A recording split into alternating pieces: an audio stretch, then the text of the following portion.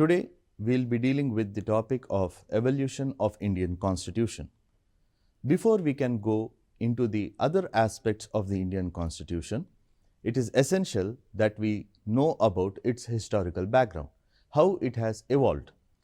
Constitution does not come within a day. It is the result of the ages of progress, which we have seen in our Indian context also. So, let us go into the topic of evolution of Indian Constitution. So, in this particular lecture, we will be dealing with the different aspects concerning the Indian Constitution. The first one being the evolution, how it has evolved through the ages. The second one will be the role of the drafting committee, the most crucial committee which was entrusted with the task of framing the Constitution will be dealt in the second one. Third one speaks about the most important, the soul of the Indian Constitution, that is the preamble. And finally, we will be dealing with the salient features and the theory of basic structure doctrine. So, let us go into the details of the evolution of Indian Constitution. So, let us move on to that particular area. Now, evolution of Indian Constitution. Constitution did not evolve overnight. It is the result of the progress and progressive thinking of our national leaders. మన భారత రాజ్యాంగం అనేది ఒక రోజులో కూర్చొని రాసిన document కాదు. కొన్ని ఏండ్ల తరబడి మన లీడర్స్ ఫ్రీడమ్ స్ట్రగుల్ ఐడియల్స్ అవన్నీ తీసుకొని తయారు చేసింది మన Indian constitution. So when we speak about the history of Indian constitution, it is the journey from the colonial rule to the democratic republic. If we go into the historical aspect, we will see that India at the time of independence was divided into British India as well as the princely states. The British India was directly ruled by the British Crown, whereas princely states, nearly more than 500 princely states, they were ruled by the respective rulers who were hereditary rulers, monarchs. మనం ఏం చూస్తామంటే స్వాతంత్రం వచ్చే కాలానికి మన దేశంలో భారతదేశం రెండు భాగాలుగా ఉండేది.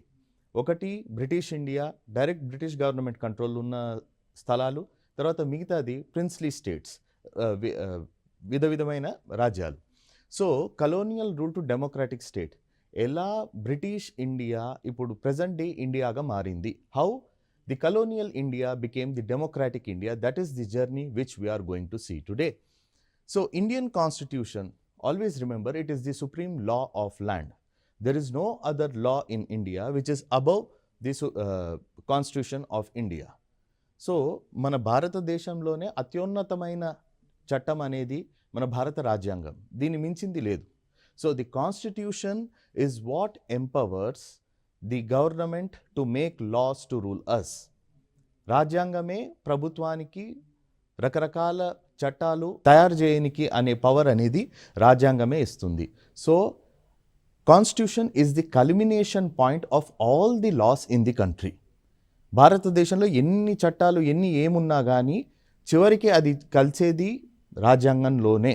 So it is important that we deal with the concept of constitution because it is the supreme law of the land. There is no other law which is beyond the constitution or which is above the constitution. Now, what does constitution do? Constitution for any nation, let it be India, Pakistan, US, UK, etc., deals with the political, legal and governance structure. How this country is politically organized, how it is legally organized and how the governance structures are formed. ఒక రాజ్యాంగంలో మనం ఏం చూస్తామంటే దేశం ఒక రాజకీయ న్యాయశాస్త్రము plus పాలనా విధానము ఎలా ఉండాలో, ఎలా అమలు పరచాలో ఇవన్నీ మన భారత రాజ్యాంగంలోనే కాకుండా వేరే ఇతర రాజ్యాంగాలలో కూడా మనం చూడొచ్చు. So evolution through various faces. Constituent, we will see that Constituent Assembly did not sit overnight and prepared a draft. It had to go through several stages or several phases of development. Even the constitution of the Constituent Assembly did not happen overnight. This process of formation of Constituent Assembly started right from the year 1928 itself. It has foundations from then. So, రాజ్యాంగం అనేది ఏదో ఒక assembly రాజ్యాంగ సభ కూర్చొని చేసిందనేది కాదు. కొన్ని ఏండ్ల తరబడి వేరియస్ డిఫరెంట్ కాన్స్టిట్యూషనల్ డెవలప్మెంట్స్ నుంచి ఎలా వాళ్ళు ఎదురుగా వెళ్ళారో, ఎలా ఒక్కొక్క హర్డల్ డిఫికల్టీస్ని వాళ్ళు క్రాస్ చేశారో అది అనేది మనం ఇక్కడ చూస్తామన్నమాట. So finally it is a journey from colonial rule to independent republic. Colonial rule, British పాలన నుంచి మనము స్వాతంత్రమైన ఒక రాజ్యంలాగా ఎలా మారాము, this is about that particular story. So pre independence influences. స్వాతంత్రం వచ్చే ముందు ఎటువంటి కండిషన్స్ ఉన్నాయో, ఏవైతే కాన్స్టిట్యూషన్ రాజ్యాంగం మనకి ఎలా రావాలో అనేది ఎట్లా ఇన్స్పైర్ చేశారు, ఎట్లా ఇన్ఫ్లుయెన్స్ చేశారు, అది మనం ఇప్పుడు చూద్దాం. First, now we can see a pyramidal structure where we have arranged the historical background of the constitution, or you can say the pre-independence influences which had played a crucial role in the making of the constitution. We have seen that the Britishers during their colonial times, they have prepared many laws to govern the British India. The first of such enactment is the Regulating Act of 1773. After Regulating Act of 1773, we have Government of India Act 1858. So first we will see the pre-independence influences which had shaped our Indian constitution. So we have seen that during the colonial era also, the Britishers had made various enactments and various laws to govern the British India. So మనం ఏం చూస్తామంటే British colonial పీరియడ్లో కూడా కొన్ని చట్టాలు వాళ్ళు అమలు పరిచారు. వాటి నుంచే మన ఇప్పుడు ప్రెజెంట్ డే ఇండియన్ కాన్స్టిట్యూషన్, భారత రాజ్యాంగం బేసిస్ అనేది అక్కడి నుంచి కూడా వస్తుంది. ఎటువంటి చట్టాలు? The first and foremost is the regulating act of 1773. తర్వాత మనకు వచ్చేది గవర్నమెంట్ ఆఫ్ ఇండియా యాక్ట్ 1858. తర్వాత ఇండియన్ కౌన్సిల్స్ యాక్ట్ 1909. దాని తర్వాత మనకు వచ్చేది గవర్నమెంట్ ఆఫ్ ఇండియా యాక్ట్ 1919. తర్వాత government of India act 1935. So ఇక్కడ మనం ఏం చూస్తామంటే పిరమిడల్ స్ట్రక్చర్లో టాప్ మోస్ట్ ఏదైతే ఉందో అది చాలా చిన్నది ఉంటుంది, కింద బేస్మెంట్ చాలా బలంగా గట్టిగా దృఢంగా ఉంటుంది. కాబట్టి ఈ యాక్ట్స్ వాళ్ళ కాంట్రిబ్యూషన్స్ ఎలా ఉన్నాయో దాని ప్రకారంగా అరేంజ్ చేశాం. First, regulating act of 1773. 1773 regulating act అనేది ఫస్ట్ టైం మనం చూసినట్లయితే 1600లో ఈస్ట్ ఇండియా కంపెనీ ఇండియాతోని ట్రేడ్ చేయడం ప్రారంభించింది. తర్వాత ది కంట్రోల్ అనేది ఈస్ట్ ఇండియా కంపెనీ దగ్గర ఉండేది. కానీ British government east India company మీద ఎటువంటి పవర్స్ అనేది ఎక్సర్సైజ్ చేయలేదు. So first time British government east India కంపెనీని రెగ్యులేట్ చేయాలని 1773లో రెగ్యులేటింగ్ యాక్ట్ అనేది ఒకటి పాస్ చేసింది, in order to regulate the company affairs. So initially which we have seen that Regulating Act of 1773 was made by the British Parliament to control the East India Company, which had the territorial possessions in India, which used to control the substantial areas in the eastern part of India. So this was the first enactment which enabled the British government to control the company affairs with respect to the India.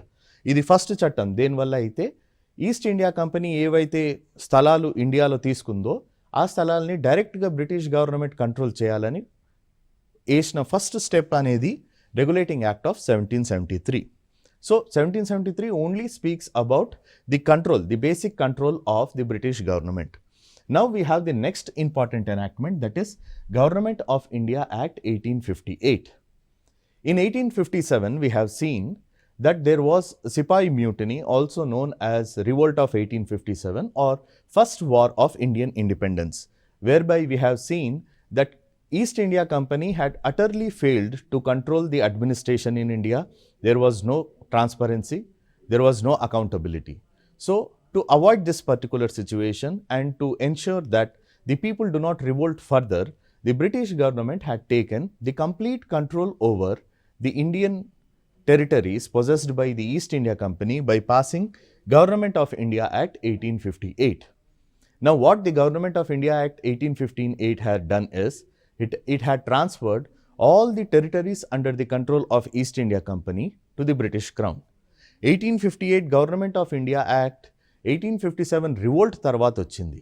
1857 revolt తర్వాత British గవర్నమెంట్కి ఏమనిపించిందంటే east India company ఇండియాలో ఉన్న territories భూభాగాల్ని ఎటువంటి విధంగా control చెయ్యలేవు, ఫ్యూచర్లో ఇటువంటి ఏవి రాకుండా బ్రిటిష్ గవర్నమెంట్ ఏం చేసిందంటే ఈస్ట్ ఇండియా కంపెనీ కంట్రోల్లో ఉన్న అన్ని టెరిటరీస్, ఇండియన్ టెరిటరీస్ని తాను కంట్రోల్లో తీసుకుంది.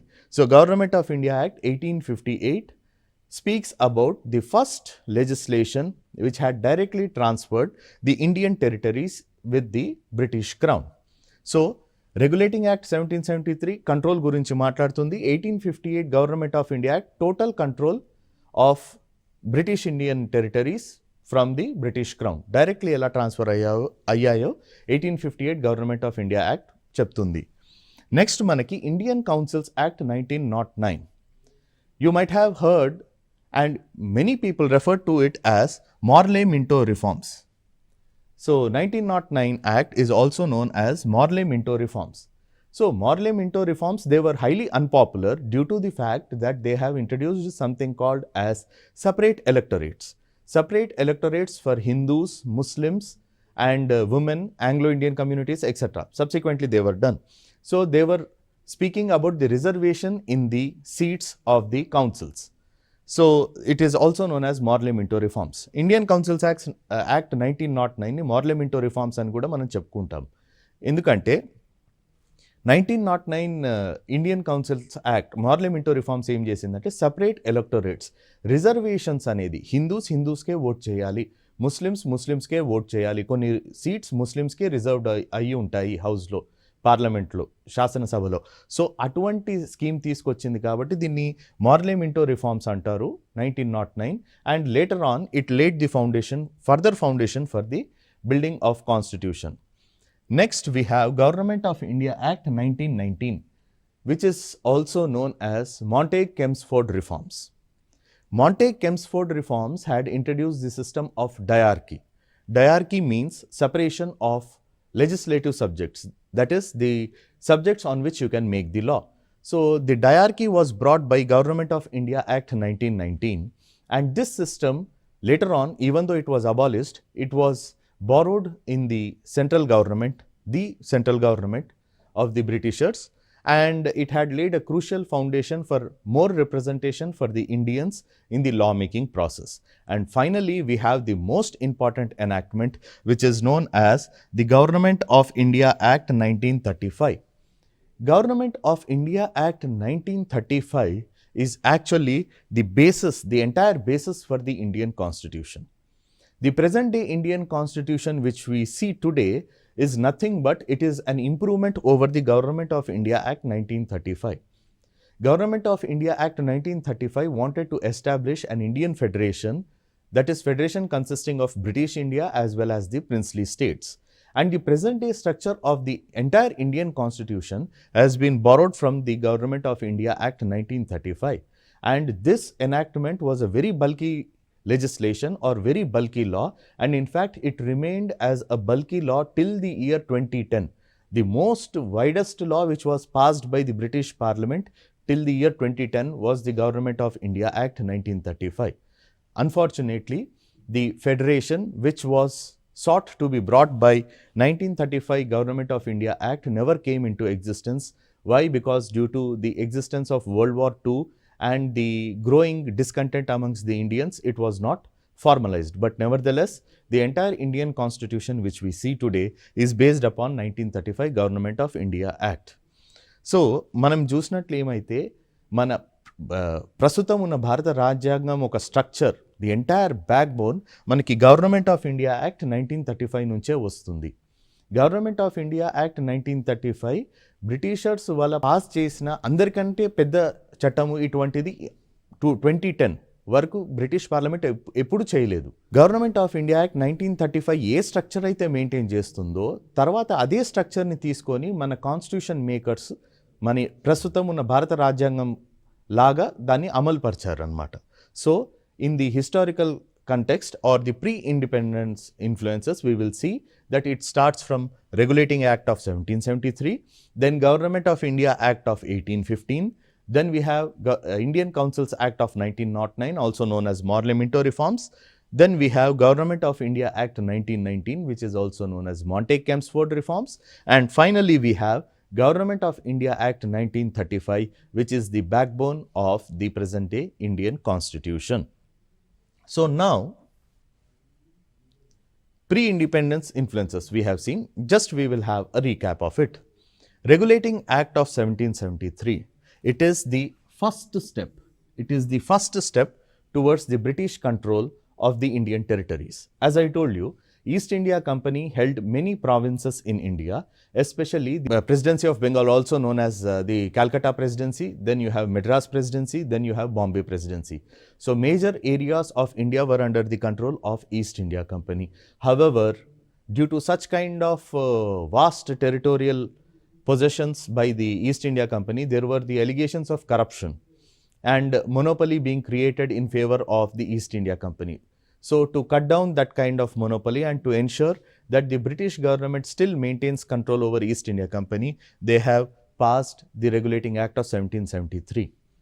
మనం ఆ కాలంలో చూసినట్లయితే East India company major areas Madras, Calcutta, Bombay ప్రెసిడెన్సీస్ని డైరెక్ట్లీ కంట్రోల్ చేసేది. ఆ కంట్రోల్ చేసే తరుణంలో ఏమైందంటే మన కరప్షన్ అనేది బాగా పెరిగిపోయింది. సో ఈస్ట్ ఇండియా కంపెనీ కంట్రోల్లో పెట్టాలని British parliament regulating act of 1773 అనేది పాస్ చేసింది to control the east India company and it's affairs. Next మనకి ఏముంటుందంటే government of India act 1858. Government of India Act 1858 is also popularly known as Magna Carta of Indian Liberty. It was passed by Queen Victoria, whereby all the control of the East India Company over the Indian territories was taken away and was given to the British Crown. ఇక్కడ ఏం జరిగిందంటే 1858 government of India యాక్ట్ని Magna Carta of Indian liberty అని కూడా అంటారు. ఎందుకంటే as per this particular enactment, ఈ చట్ట ప్రకారం ఏం చేశారంటే ఈస్ట్ ఇండియా కంపెనీ కంట్రోల్లో ఉన్న ఏరియాస్ని మొత్తం బ్రిటిష్ క్రౌన్ అంటే బ్రిటిష్ రాజు చేతిలో వెళ్ళిపోయింది. So 1858 is another crucial enactment. Then we have Indian Councils Act of 1909, also known as Morley-Minto reforms. Secretary of State and Viceroy, Morley and Minto. So ఈ ఇద్దరు authorities పేరు మీద ఇండియన్ కౌన్సిల్స్ యాక్ట్ 1909 అని అన్నారు. So here we have seen that it has introduced the topic of separate electorates. Separate electorates means reservation in the legislatures, in the seats to the legislatures, that is Hindus, Muslims and all. It was opposed, but nevertheless the British continued with this particular policy to ensure that there is no unity amongst the Indian people. So separate elections లో reservations అనేది హిందూస్కి, ముస్లిమ్స్కి, వేరే కమ్యూనిటీస్కి ఇచ్చారు మన మార్లెమింటో reforms 1909 కింద. కానీ పబ్లిక్లో popular లేదు, ఎందుకంటే దీనివలన ఇండియాలో యూనిటీ అనేది పోయింది. హిందూస్, ముస్లిమ్స్ వేర్పాటుతనం తేయనికి బ్రిటిష్ చేసిన one of the conditions Morley Minto reforms 1909. One of the plan was Morley Minto reforms of 1909. Then government of India act 1919, also known as Montagu-Chelmsford reforms. Secretary of State and Viceroy of India, Montagu and Chelmsford, they had formed something called as diarchy system, division of powers. ఏ subjects మీద law చేయొచ్చు ministers, ఏ subject మీద only గవర్నరే law చేయొచ్చు. So this system was there whereby they have divided legislative subjects into transferred list and the reserved list. Reserved list was only for the governors, whereas transferred list was only for the ministers. So this system was introduced, and later on we have found that this system of diarchy had failed in the states. So what the Britishers have done, they have borrowed this system of diarchy at center and abolished in the states. ఇక్కడ ఏం చూస్తామంటే ఏ topics are A subjects మీద మనం చట్టాలు చేయగలుగుతామో దాన్ని divide చేశారు 2 లిస్ట్స్లో. ఒకటి reserve list అని పెట్టారు, దేంట్లో అయితే ఓన్లీ గవర్నరే చట్టాలు చేయగలుగుతారు. ఇంకోటి ట్రాన్స్ఫర్డ్ సబ్జెక్ట్స్ అన్నప్పుడు ఏం చేస్తారంటే మన ఇండియన్స్ ఎలక్ట్ చేసుకున్న ఇండియన్ మినిస్టర్స్ దాని మీద చట్టాలు చేయగలుగుతారు. So we had both the system of reserved subjects as well as the transferred subjects. కానీ ఈ సిస్టమ్ స్టేట్స్లో ఫెయిల్ అయింది కాబట్టి డయార్కీ సిస్టమ్ స్టేట్స్లో తర్వాత అబాలిష్ చేసి సెంటర్లో తీసుకొచ్చారు. Now, the last and the most important one is Government of India Act 1935. As I told you earlier, it forms the basis for the Indian constitution. It is the backbone of the Indian constitution. Whatever structure which we find today is directly borrowed from the Government of India Act 1935. Government of India Act 1935 అనేది ప్రస్తుత రాజ్యాంగానికి మూల స్తంభం అని మనం చెప్పుకోవచ్చు. ఎందుకంటే ఇప్పుడు ఉన్న రాజ్యాంగంలో ఏవైతే స్ట్రక్చర్స్ ఉన్నాయో, ఎట్లయితే ఆర్గనైజ్ చేశారో, it is totally borrowed from the Government of India Act 1935. Now we will look into the next aspect, that is, so now we will see about the demand for Indian constitution, how it has started. So first it started from Nehru report in the year 1928, prepared by Motilal Nehru in reaction to the Simon Commission, which was all white commission. So it spoke about dominion status for India and also making of a constitution. So 1928లో Nehru report ఉండేది. అది పండిత్ మోతీలాల్ నెహ్రూ ఇచ్చిన report. Simon commission report వ్యతిరేకంగా Nehru report ఇచ్చారు. So ఆ నెహ్రూ రిపోర్ట్లో ఏమన్నారంటే ఇండియాకి డొమినియన్ స్టేటస్ అనేది ఇవ్వాలి. ఆ డొమినియన్ స్టేటస్తో పాటు రాజ్యాంగం అనేది ఇండియా కోసం ఉండాలి. కెనడా, ఆస్ట్రేలియా లాగా మనకు కూడా ఉండాలని నెహ్రూ కమిటీ రిపోర్ట్ 1928లో ప్రతిపాదించింది. 1934 we have proposals made by M.N. Roy, who was a famous communist of that particular time. He spoke about radical democracy. So 1934లో M.N. Roy అనే కమ్యూనిస్ట్ లీడర్ ఏం చేశారంటే మన ఇండియాకి కాన్స్టిట్యూషన్ అనేది అత్యవసరమని ఫస్ట్ టైం ప్రతిపాదించారు.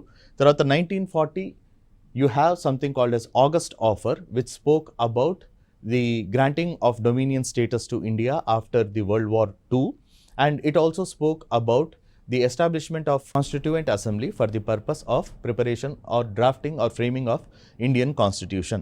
1940లో August offer అనేది British వాళ్ళు ఇచ్చారు. దాంట్లో ఏంటంటే world war II Indian support చేస్తే వరల్డ్ వార్ II తర్వాత మన డొమినియన్ స్టేటస్ ఇస్తాము ఇండియాకి, వాళ్ళంతలో వాళ్ళు రాజ్యాంగం నిర్మాణించుకోనికి దానికోసం కాన్స్టిట్యూయెంట్ అసెంబ్లీ రాజ్యాంగ సభని ఏర్పాటు చేయడానికి వీలు పరిచేటట్టు 1940 ఆగస్ట్ ఆఫర్ ఇచ్చారు. తర్వాత finally we had 1946 Constituent Assembly. In the year 1946, Constituent Assembly was established by the members, by the Britishers, consisting of the Indian members for the purpose of drafting Constitution for the Indian Republic. Now we will see the Constituent Assembly. The Constitution of India was drafted by the Constituent Assembly. It was a body which was partly elected and partly nominated. So the members from British India were elected by the elected representatives, and the members from the princely states were to be nominated by the princes, the respective rulers. Then it was formed on 9th December 1946. It was formed in the year 9th December 1946, partly elected and partly nominated body. And the president of Constituent Assembly was Dr. Rajendra Prasad, who later on became the first president of India. And the Constituent Assembly had taken the record time of 2 years, 11 months and 18 days to draft and frame the Indian Constitution. Seeing the bulkiness of Indian Constitution, this time happens to be a record time. And with the technological backwardness during that particular time, so it was considered a remarkable feat. Constituent Assembly, రాజ్యాంగ సభ అనేది మన భారత రాజ్యాంగాన్ని సృష్టించింది. So 9th December 1946కి మన రాజ్యాంగ సభ అనేది ఏర్పాటు చేయడం జరిగింది. సో దీని ప్రెసిడెంట్ డాక్టర్ రాజేంద్ర ప్రసాద్ ఉన్నారు. తర్వాత డాక్టర్ రాజేంద్ర ప్రసాద్ మన ఇండియన్ రిపబ్లిక్కి ఫస్ట్ ప్రెసిడెంట్ కూడా అయ్యారు. So drafting committee and the entire constituent assembly వాళ్ళు 2 years 2 సంవత్సరాలు 11 నెలలు 18 రోజులు తీసుకున్నారు మన ప్రస్తుతం ఇండియన్ కాన్స్టిట్యూషన్ భారత రాజ్యాంగాన్ని సృష్టించడానికి. So it was inspired by various constitutions. వేరే కాన్స్టిట్యూషన్స్ ఏవైతే ఉన్నాయో అవిటితో ఇన్స్పిరేషన్ తీసుకున్నారు. Finally the constitution was adopted on 26 November 1949. 26 November 1949కి కాన్స్టిట్యూషన్ అనేది ఫైనల్లీ అడాప్ట్ చేసుకున్నారు. ఫుల్ ఎఫెక్ట్ 26 January 1950కి జరిగింది. So full effect to the provisions of the constitution was given on 26 January 1950. సో November 26th is celebrated as or observed as Constitution Day, whereas January 26th is now observed as the Republic Day. So what is the role of drafting committee? So drafting committee was formed on 29th August 1947. Its job was to formulate or finalize the final draft of the constitution, and it was under the chairmanship of Dr. B.R. Ambedkar, and the other prominent members who included lawyers and jurists like N. Gopalswamy Iyengar, Alladi Krishnaswamy Iyer, then K.M. Munshi, then we have Muhammad Sadullah and B.L. Mittar, who was later on replaced by another constitutional expert N. Madhav Rao, and D.P. Khaitan, who unfortunately died, and he was replaced by T.T. Krishnamachari. So the entire drafting committee had been given the task of giving the final shape to the present day Indian constitution. So drafting committee 29th August 1947 ki form ayindi under the chairmanship of Dr. B.R. Ambedkar, and these are the members who contributed to the drafting committee. So the final task, that is the reason Dr. B.R. Ambedkar is known as the father of the Indian constitution. Why? Because the entire responsibility fell upon him to give the final picture to the present day Indian constitution. Now we will look into the responsibilities of drafting committee. What kind of responsibility fell upon them? It was a Herculean task to draft an Indian constitution. Drafting committee ki chala responsibilities unde, out of which the first one is framing the constitution, to frame and give the final shape to the present day constitution. Next one is debating and modifying. If there are any kind of amendments or proposals for the addition or deletion or modification, it had to go through the drafting committee. Constitution లేదన్నా add చేయడం, delete చేయడం, modify చేయాలనుకుంటే అది వాళ్ళ టాస్కే ఉండేది. Next incorporating fundamental rights and duties. ప్రాథమిక హక్కులు, మన కర్తవ్యాలు ఏవైతే ఉన్నాయో అవి ఎలా కాన్స్టిట్యూషన్లో పెట్టాలి. To incorporate fundamental rights and duties, it was their task. Parliamentary form of government, to give the details of the parliamentary form of government, it was the task of the drafting committee to suggest the changes. And finally, to ensure the federal system, of the governance, how it has to be done, has to be looked into by the drafting committee. Then challenges faced by the drafting committee. What kind of challenges were faced by them? Number one, and the most important, diversity of India. India is a very diverse nation, geographical, cultural identity, it was different and it was huge. భారతదేశంలో diversity అనేది, variety అనేది చాలా ఉండేది. Population అనేది different, cultures అన్నీ different ఉండేది. కాబట్టి అది అందరికీ acceptable కాన్స్టిట్యూషన్ ఒకటి చేయాలనేది వాళ్ళది one of the challenge. Next one is distribution of power. పవర్ని ఎలా సెంటర్ స్టేట్ మధ్యలో ఉన్నాక కూడా ఎగ్జిక్యూటివ్, లెజిస్లేటివ్, జ్యుడిషియరీ ఎలా వాళ్ళ మధ్యలో ఎలా డివైడ్ చేయాలో అనేది కూడా ఒక పెద్ద challenge. Next one is balancing rights and duties. How to balance the rights and duties. Rights, when you are giving rights, you should have corresponding duties. How you are going to balance it? It was the task of the drafting committee. It was a real challenge to balance the rights of the citizens as well as the duties of the citizens, and in fact rights have been given more ground. And the last one is time constraint. There was a severe time constraint. Why? Because the country became independent on 1947, and you need to have a definite book or definite document or definite law to rule a vast country like India. Time అనేది చాలా తక్కువ ఉండే వీళ్ళ దగ్గర. ఎందుకంటే country independent అయింది 1947లో. So అతి త్వరలోనే అత్యున్నతమైన చట్టాన్ని తీసుకురావాల్సిందే. కాబట్టి టైం కన్స్ట్రెయింట్స్ ఉండడం కూడా, it was one of the challenge which the drafting committee had to face while framing the Indian constitution. So these are the challenges which was framed by the Indian constitution.